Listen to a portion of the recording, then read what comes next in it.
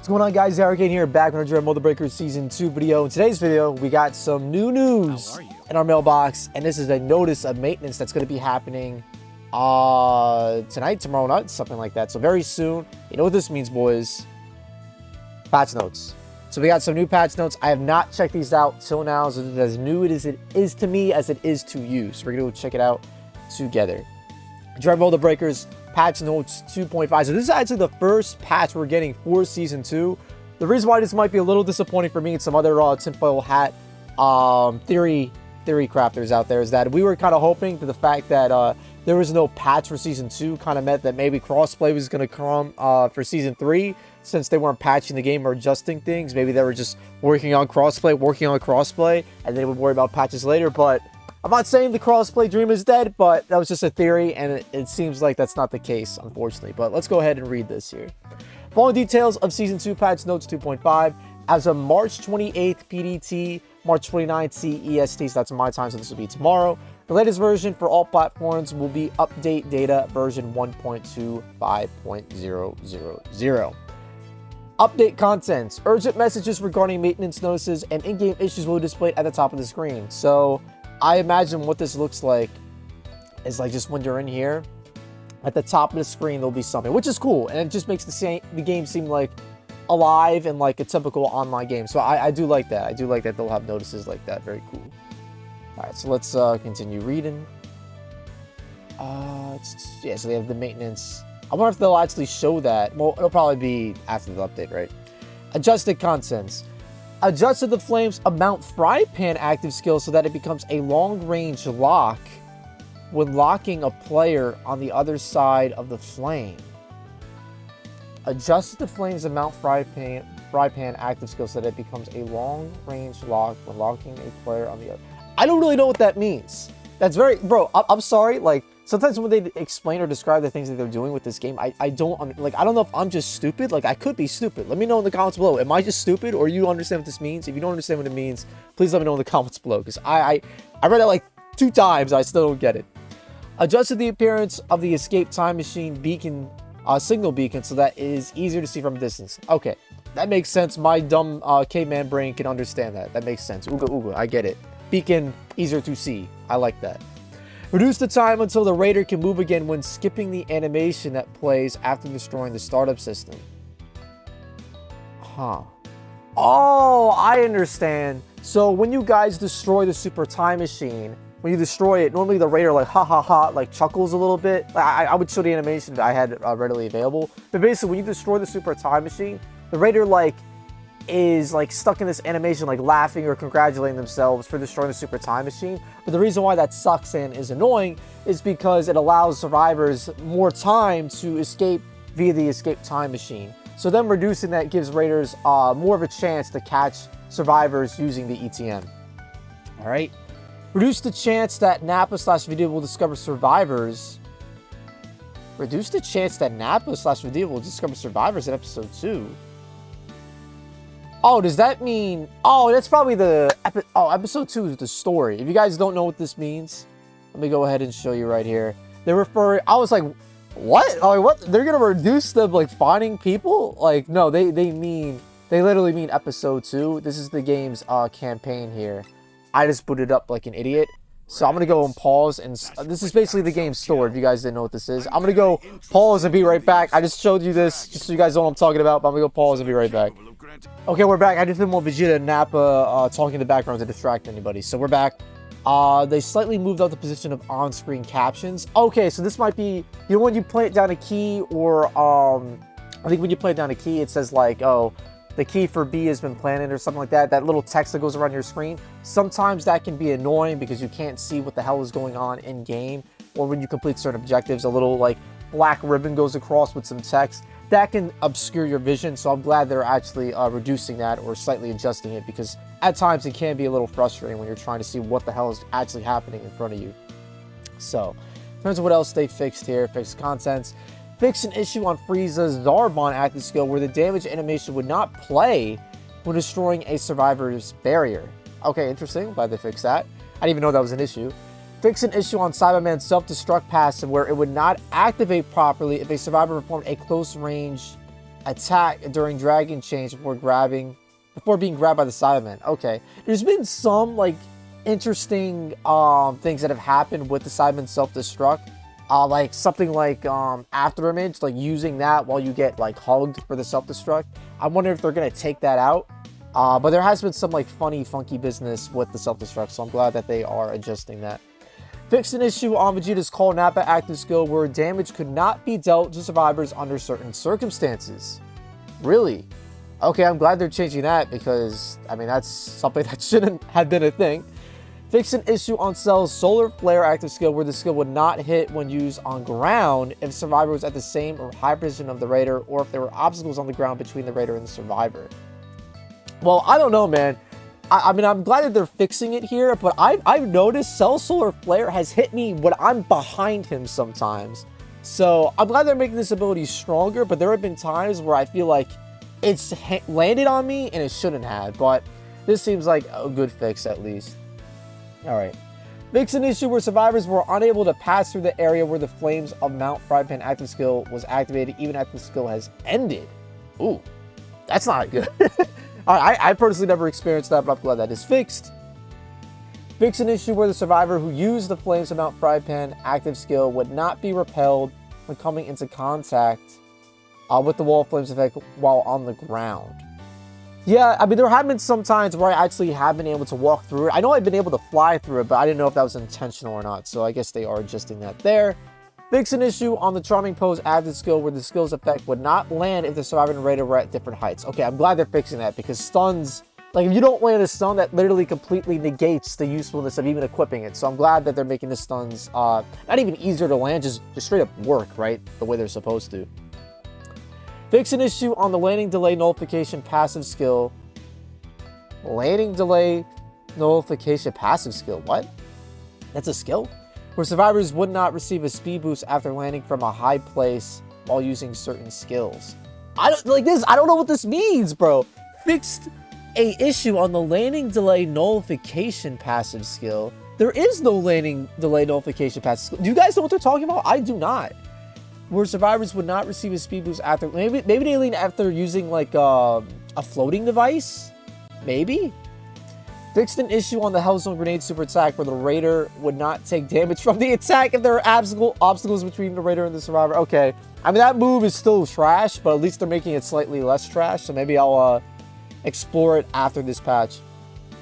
Fixed an issue where survivors could nullify the delay that occurs when landing from a high place and performing certain actions. Oh, that sucks.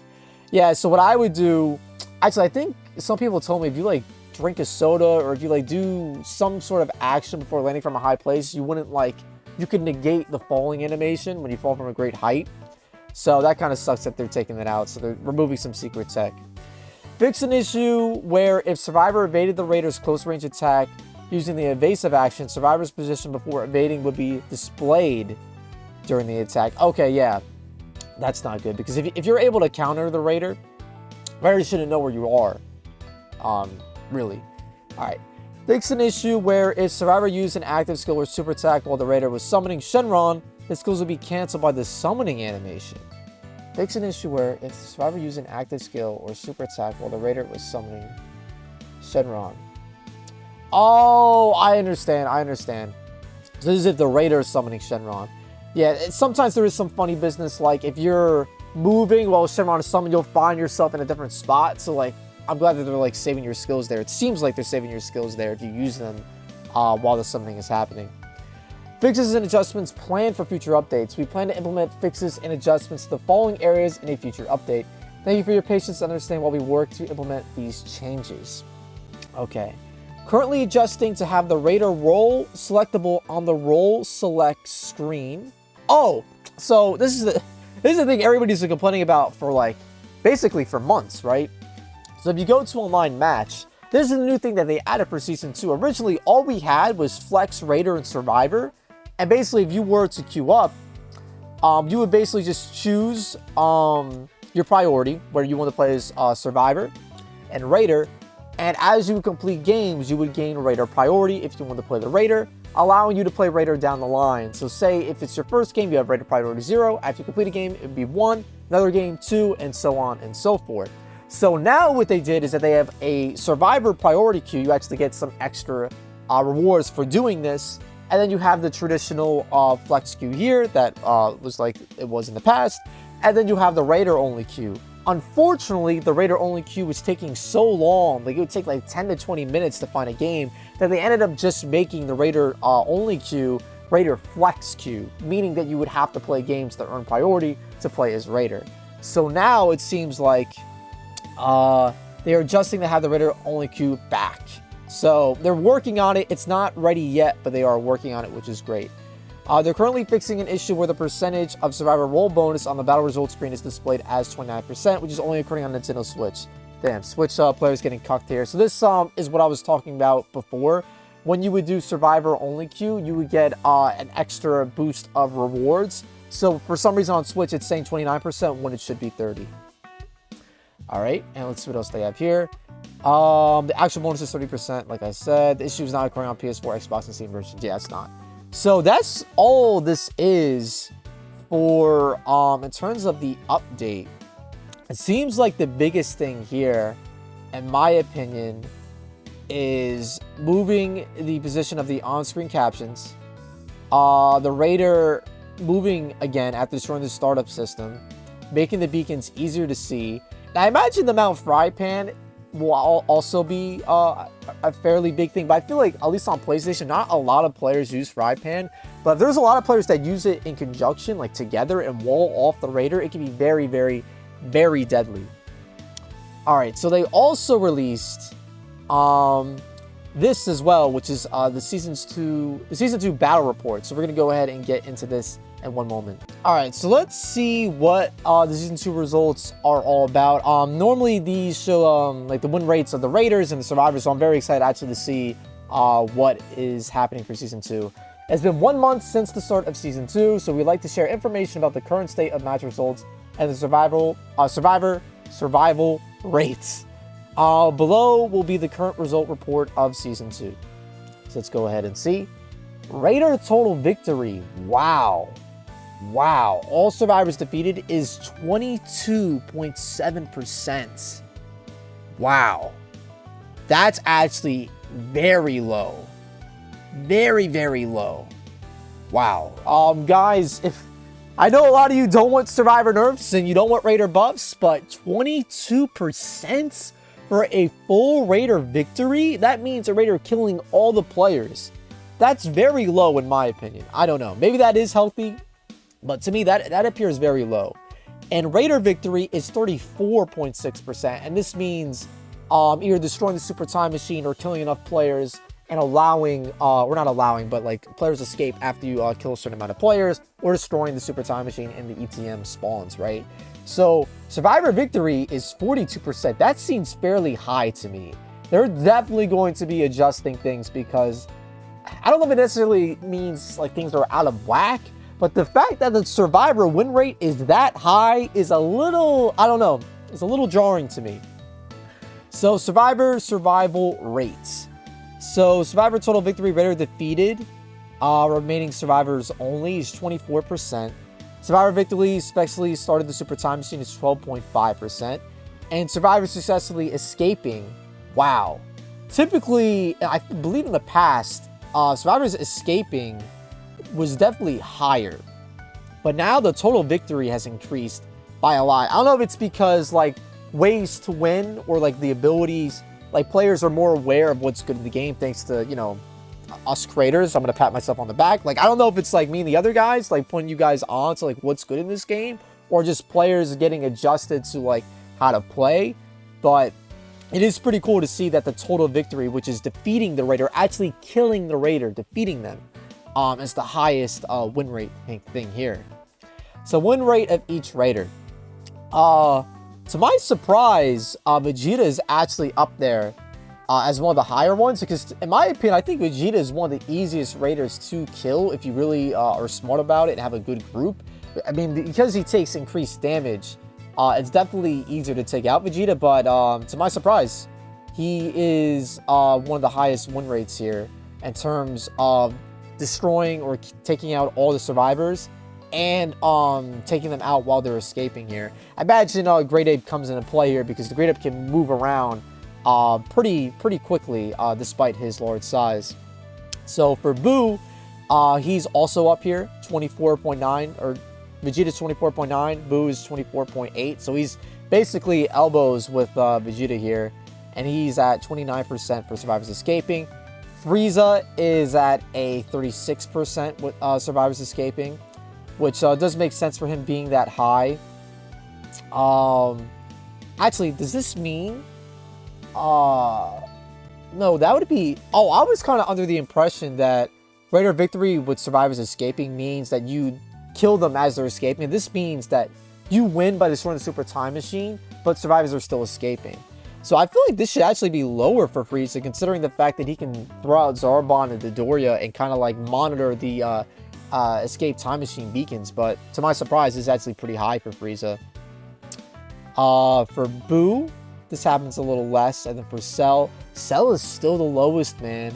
It's crazy. Even despite his buff and despite my... Like, see, this is what I'm saying, guys. Like, like, I don't know. I feel like him just leveling up fast isn't enough, and it's kind of being proven here. I don't know, man. Am I onto something? I don't know. But the fact that Cell is the lowest is kind of crazy despite his buffs. Frieza, I am still fascinated by Boo being so high because, in my opinion, he's a higher skilled Raider. Like, sure, if you get that level 3 and you absorb all the survivors, 9 times out of 10, you're going to kill everybody or kill a majority of the survivors if you find Boo before the survivors. But the fact that he's so high, like, dude, like, the amount of times I just, like, mopped up a Spopovich with my team has been insane. So just props to the Boo players, man. They're keeping it. They're holding it down. So let's keep it moving. Since 1 month from Season 2, Raiders' victory rate is 57%, and the survival... Oh, actually, okay, they made it seem like survivors were like fucking cleaning up house up here. So the fact that it's 57 to 48% actually seems pretty fair. These numbers have remained consistent so far this season. So actually this does seem pretty fair, but they probably are still going to adjust things. On the other hand, we have observed that survivors have a tendency to select certain skills. So we plan to adjust various parameters on existing skills in addition... I can't read, bro. Dragon Ball fans really can't read. In addition to adjusting Raider abilities. We are carefully considering how to implement these changes in a way that will allow survivors more flexibility when choosing skills and coming up with strategy and battle. So if you guys are even like somewhat considering what abilities they would nerf, without a doubt, in my opinion, it's got to be the Bulma Bike, 100%, right? Bulma Bike has been strong since Season 1. Instant transmission, they may touch, but if they do touch it, it's going to be because of energy field. I have a video coming out about this either today or tomorrow talking about energy field, so I'm going to get too into it, but basically know this is the best active skill in the game, hands down. It's not even close. And then Super Electric Strike with Android 17 is very strong as well. Like the best super attacks in the game have been Special Beam Cannon, comes out lightning speed fast, deals incredible amounts of damage, and Super Electric Strike is about the same, comes out very fast. The range of it is incredible. The width of it is also insane as well, and it's very, very hard to dodge. You can spam this very easily, and it deals a very, very respectable amount of damage. So those are the abilities I would expect to be touched. But yeah, boys, that's pretty much it in terms of the update and the battle results. Let me know what you guys thought. Did anything surprise you here? Did you expect Cell to be higher, Vegeta to be lower, Boo to be higher or lower? The same thing with Frieza. Are you happy with the things that they're adding to the game? I'm glad that they're actually adjusting the pop-ups that come onto the screen, and the fact that you'll be able to move a little bit faster after destroying the Super Time Machine as the Raider. Of course, there's no mention of crossplay. I know it's the big thing on everybody's mind, or making the game free to play. I think that's definitely a ways away, unfortunately. But I do think the improvements here and the adjustments here that they're adding are necessary, so I'm glad that they're doing it.